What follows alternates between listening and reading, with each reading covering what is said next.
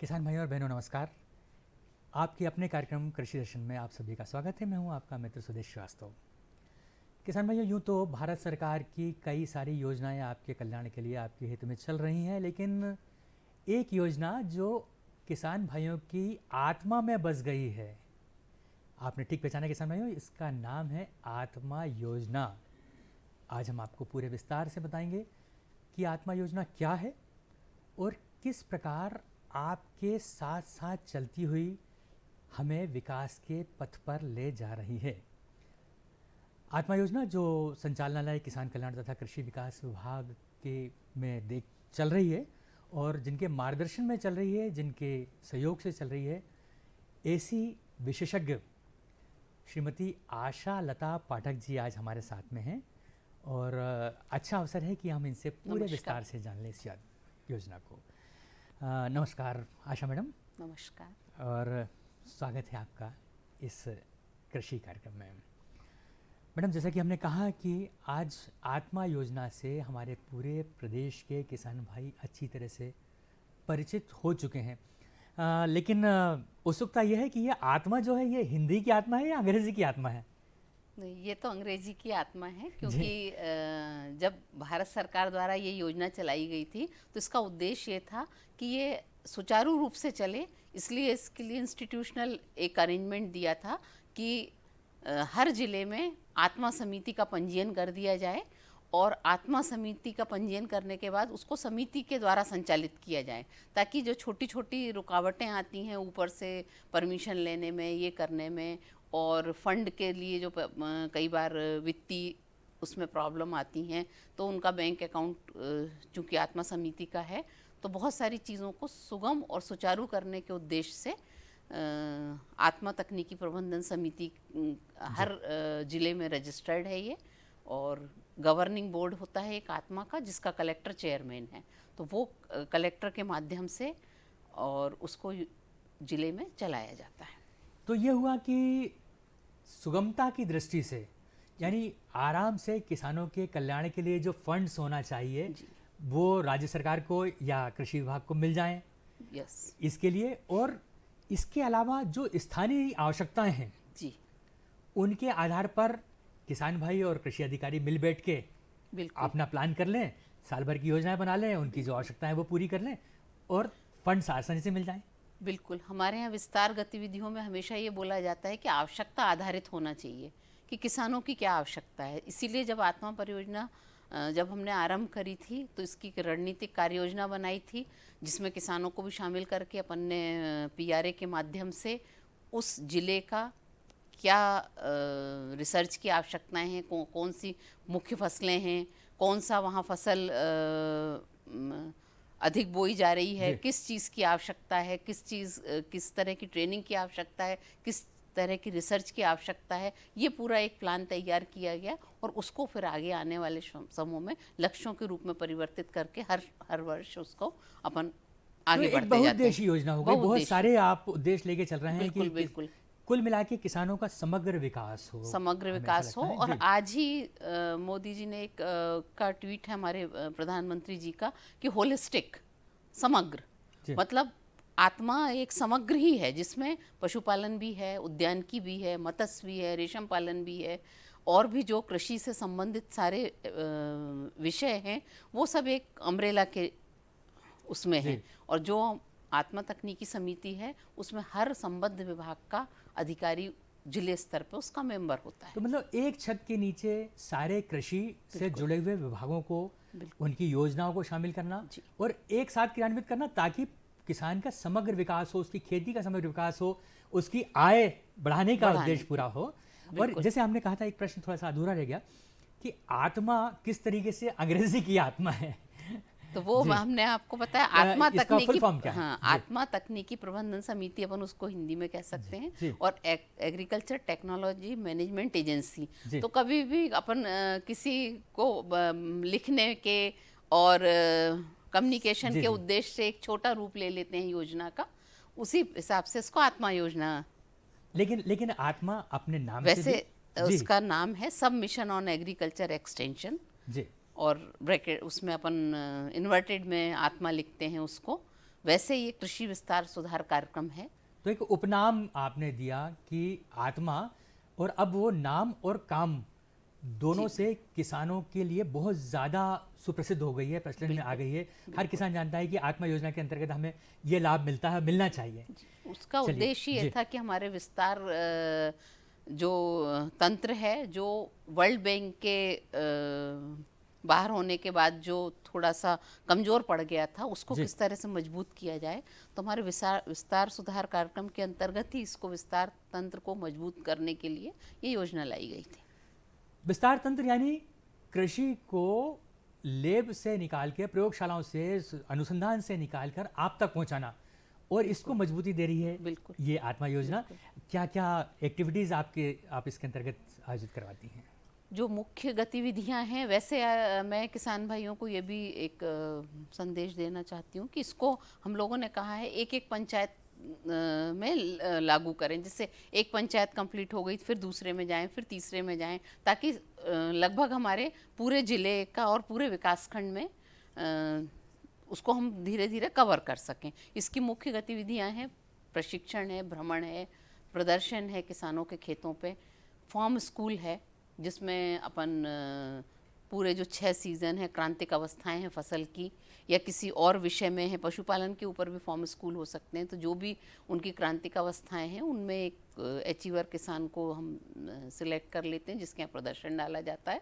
फिर 6 सत्र में उसको हम उसमें जो किसान हमारे और सम्मिलित रहते हैं, कुल 26 लोग रहते हैं, तो उनको उस तकनीकी के बारे में विस्तार से समझा के और उसके परिणाम तक हमने कार्य सुना है होता इसको है। आपने कृषि पाठशाला का रूप दिया है। बिल्कुल, उसको पाठशाला ही कहते हैं अपन। जी। यदि स्कूल को का हिंदी पाठशाला ही होता है, और वास्तव में एक कृषि पाठशाला है जिसमें किसी भी अपन जो भी तकनीकी लेते हैं, उस तकनीकी का पूरा, जैसे अपन फसल उत्पादन ले रहे हैं तो उसकी सारी जो क्रांतिक अवस्थाएं रहती हैं, उसके समय विशेषज्ञों द्वारा उनको प्रशिक्षण दिलवा के और प्रदर्शन के माध्यम से परिणाम मूलक क्या बात है। बातें, मतलब जी जी। चीज़ सामने आए अपने कि हम जो सीख रहे हैं उसका ये परिणाम आया है। और साथ ही साथ 26 लोग उसमें, जो जिस किसान के यहाँ अपन प्रदर्शन डालते हैं उसके साथ 25 लोग और रहते हैं उसमें हमारे किसान समूहों के। तो 26 लोगों को एक साथ तकनीकी हस्तांतरण हो जाता है, और फिर हम लोग ये ऐसा सोच है जी कि जी। 26 लोग सीखेंगे तो वो बाकी लोगों को भी कितनी बताएंगे। अच्छी बात है कि एक प्रायोगिक प्रयोगशाला जो बिल्कुल किसान के खेत पे हो रही है और उसमें करके सीख रहे हैं। बिल्कुल। तो ये एक बहुत बहुत अच्छा प्रयोग वो है। ये किस स्तर पर होता है? ये वैसे यदि हम लक्ष्यों की बात करें तो एक विकासखंड के लिए 5 किसान पाठशाला का लक्ष्य दिया रहता है। जी। तो ये विकासखंड स्तर पे, फिर जिले स्तर पे वो देखते हैं यदि किसी दूसरे विभाग को देना है तो कुछ हॉर्टिकल्चर के, कुछ कृषि के, कुछ और जी जी। विषयों पे पाठशालाएं आयोजित की जाती हैं। और वर्ष में एक विकासखंड में 5 पाठशाला आयोजन करने का लक्ष्य रहता है। जी। इसके अतिरिक्त प्रदर्शन अलग हैं जो एक ही किसान के यहाँ सिलेक्ट करके 1 एकड़ की भूमि पे अपन डालते हैं। जी। वो भी प्रदर्शन परिणाम मूलक हैं जी। कि आप करके सीखो। जी।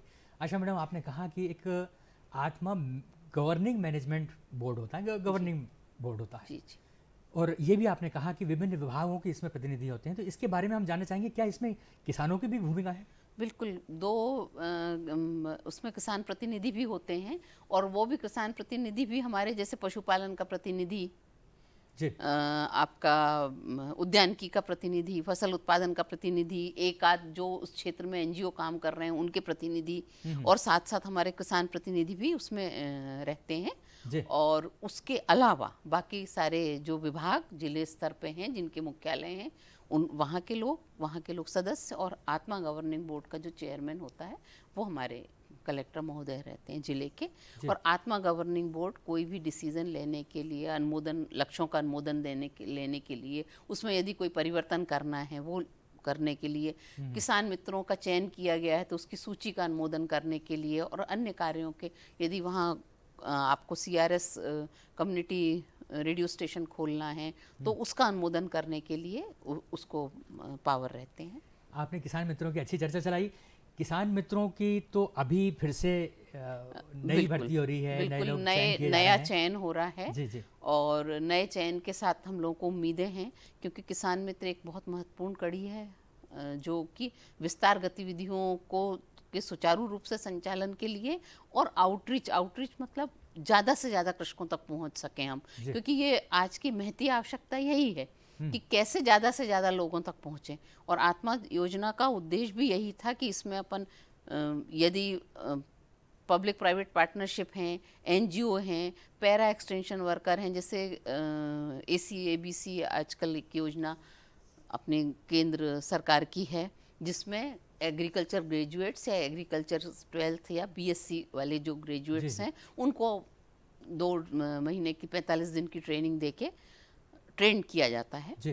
कृषि के विस्तार के कार्य के लिए और वो फिर इन क्या कार्यों आदान के वगैरह लिए। बेचने के वो दोनों के वो लिए हो जाते हैं? दोनों के लिए हो जाते हैं। जी, जी। यदि उनको आदान सामग्री या उनको कृषि क्लिनिक खोलना है, क्योंकि अभी अपने यहाँ उतना वो नहीं है कि कोई फसलों की कोई क्लिनिक होती है, जी जी जानवरों की क्लिनिक होती है, उसकी क्लिनिक रहती है, मगर वो व्यवस्था इसलिए की गई है कि स्थानीय स्तर पर एग्रीकल्चर ग्रेजुएट्स हैं, यदि उनको ट्रेन कर दिया जाएगा और वो यदि कृषि की क्लिनिक खोलना चाहें तो वो अपना खोल के किसानों को सलाह दे सकते हैं, आदान सामग्री जी। का काम कर सकते हैं। कोई और प्रोजेक्ट नाबार्ड के द्वारा उनको ट्रेंड किया जाता है और फंडेड है वो बैंक से, तो वो भी वो कर सकते हैं। जी तो इस तरह से अधिक लोगों को किस तरह से योजना के अंतर्गत जोड़ा जाए, जी। क्योंकि पहले हमारा जो एक ग्रामीण कृषि विस्तार अधिकारी था, उसका जो क्षेत्र था वो एक आरईओ सर्कल होता था, मगर वो भी बहुत बड़ा है। एक व्यक्ति के हिसाब से उसमें काम करने के लिए, उन तक पहुंचने के लिए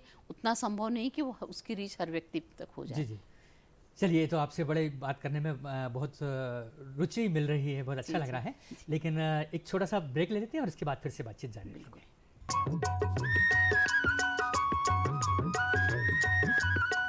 अरे भाई, सुना नहीं क्या? केसीसी ने किसानों का जिंदगी बदल दिया है। देश के छोटे किसान 1,60,000 रुपए तक का कर्ज बिना किसी गारंटी को ले पाएंगे। ब्याज खोरों से भी पीछा छुटा। मैं तो जैविक खेती का पूरा सामान मंगा लिया। केसीसी का भी कोई दबाव नहीं है। ब्याज चुकाने के लिए पूरा 1 साल मिलता है। समय पर भुगतान करने पर केवल 4% के सालाना ब्याज पे लोन मिल गया मुझे। अपना आधार कार्ड, लेटेस्ट फोटो और जमीन के कागजात लेके अप्लाई करो बस। और नामांकन भरने के लिए जेब भी ढीली नहीं करनी पड़ी।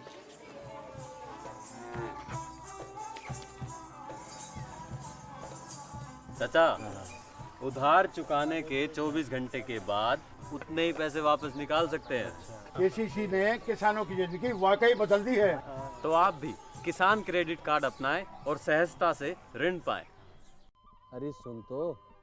मुझे क्या सुनाना चाहते हो? जो सुनाओ मेरी सौतन को। किसको? अरे वही तुम्हारा मोबाइल फोन जिससे सुबह शाम दिन रात चिपके रहते थे और कहते थे किसान कॉल सेंटर से बातें हो रही हैं। अच्छा, ये बात है।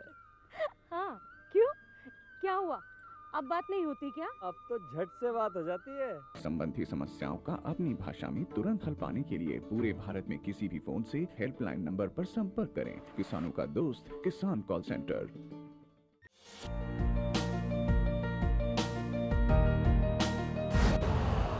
यूरिया का स्वदेशी उत्पादन 70 लाख टन बढ़ाने के लिए 6 उर्वरक संयंत्रों का उद्धार किया जा रहा है। FCIL के गोरखपुर, सिंदरी, तलचर और रामागुंडम संयंत्र, HFCL की बरौनी इकाई और BVFCL की नामरू फोर्थ। सोने पर सुहागा ये है कि देश में अब बनेगा सिर्फ नीम लेपित यूरिया, क्योंकि इससे होगा किसानों का फायदा ही फायदा। अनाज का उत्पादन 10% तक बढ़ेगा। बढ़ेगी 10 से 15% नाइट्रोजन क्षमता।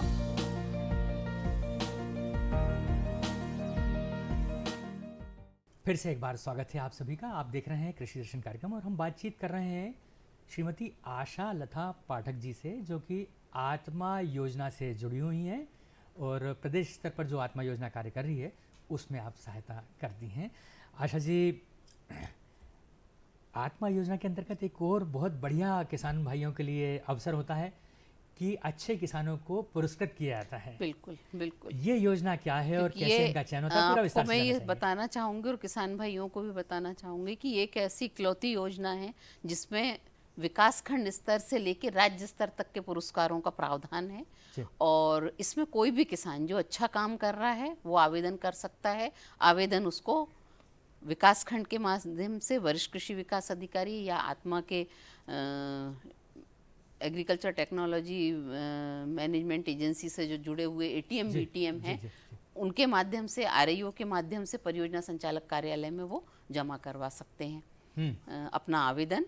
उनने जो जो काम किया है, जैसे इस वर्ष अपन ने जो काम किए हैं उसका पुरस्कार अपने को अगले वित्तीय वर्ष में मिलेगा। तो इस वर्ष यदि आपको इस वर्ष के लिए आवेदन करना है तो अभी से आप अपने जो आपने काम करवाए हैं उनके फोटोग्राफ, उनके सर्टिफिकेट, यदि गहरी जुताई कराई है तो उससे उसका प्रमाण पत्र अपन आरईओ से लेके या जो भी आपके विकासखंड में हैं एसडीओ वगैरह उनसे लेके जो भी काम आपने किए हैं, जो आदान सामग्री खरीदी है उसके देयक, सारी चीज़ें संभाल के रखें।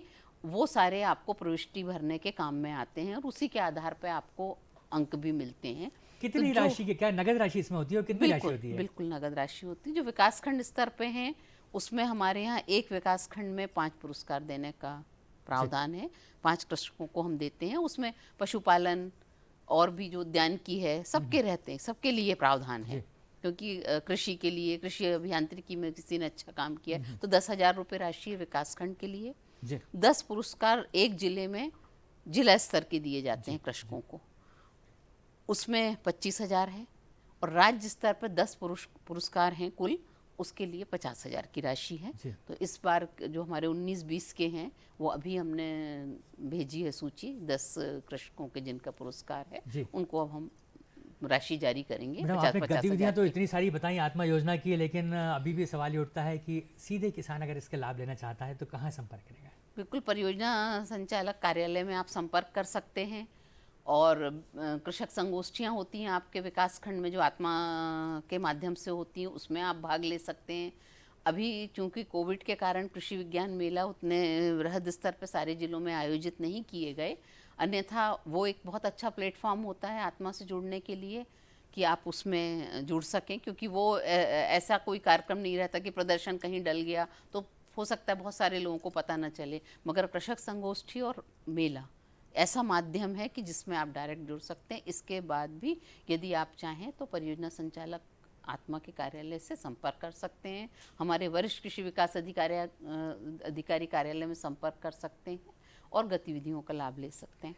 तो ज़रूर से फ़ायदा लें किसान भाई। आज हमने बातचीत की आशालता मैडम से आत्मा योजना के ऊपर और एक आत्मीय बातचीत थी, यद्यपि इसमें बहुत सारे तकनीकी पहलू भी हमने समझने की कोशिश की। हमें उम्मीद है कि आत्मा योजना को आप कुछ समझ पाए होंगे। जो नहीं समझे हों उसके लिए कृषि कार्यालय आपके लिए खुले हुए हैं। स्वागत है आपका।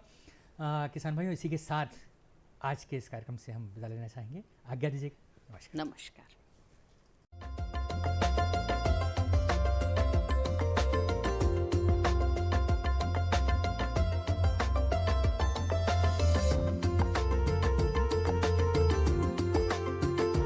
नमस्कार किसान भाइयों, आप देख रहे हैं खबरें खेती की और आइए नजर डालेंगे आज के प्रमुख समाचारों पर।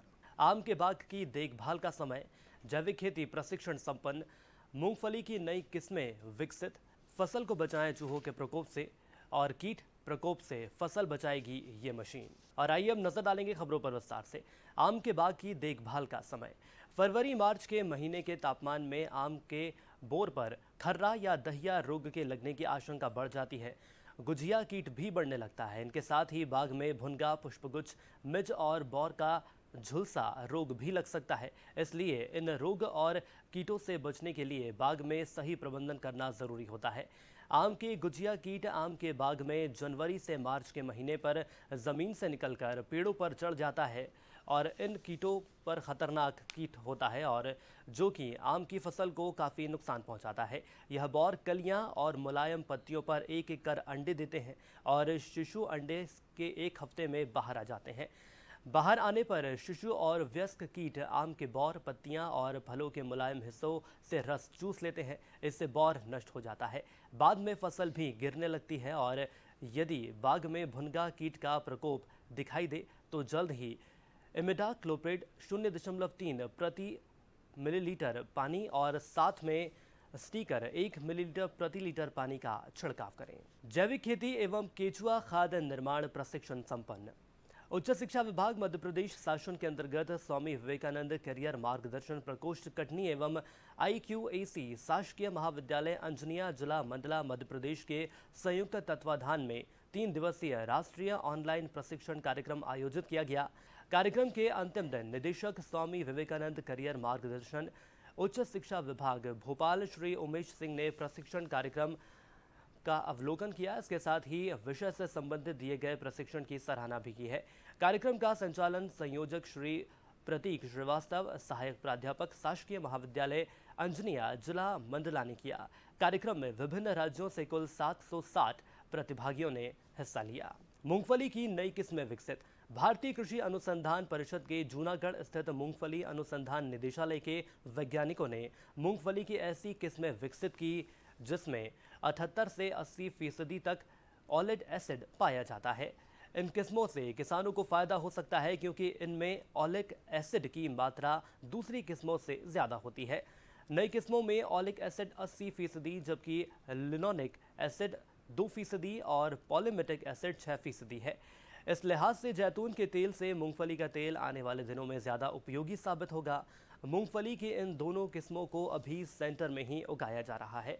आपको बता दें कि तिलहनी फसलों में मूंगफली के महत्व को ध्यान में रखते हुए मूंगफली उत्पादकता को बढ़ाने के लिए अनुसंधान को प्रोत्साहन देने के मकसद से गुजरात प्रदेश में 1979 में मूंगफली अनुसंधान केंद्र की स्थापना की गई थी, जिसे 2009 में मूंगफली अनुसंधान निदेशालय का दर्जा प्रदान किया गया है। अखिल भारतीय समन्वित अनुसंधान कार्यक्रम के तहत राष्ट्रीय स्तर पर कई जगह ऑलिक एसिड वाली 16 प्रजातियों का उनके कृषि प्रदर्शन किया गया है। फसल को बचाएं चूहों के प्रकोप से। जनवरी से मार्च अप्रैल तक गेहूं की फसल को चूहों का प्रकोप अधिक होता है और आमतौर पर चूहों की 4 जातियां गेहूं की फसल को हानि पहुंचाती हैं। किसान भाई कुछ खास उपाय करके इनके प्रकोप से बच सकते हैं। खेतों में घूमकर ध्यानपूर्वक चूहों के बिलों का निरीक्षण करें और इन सक्रिय बिलों के पास रात में बिना विष वाला चारा जैसे आटा, बेसन, तेल, गुड़ की टिकिया बनाकर रखें और देखें कि गोलियां खत्म कर दी गई हैं अथवा नहीं।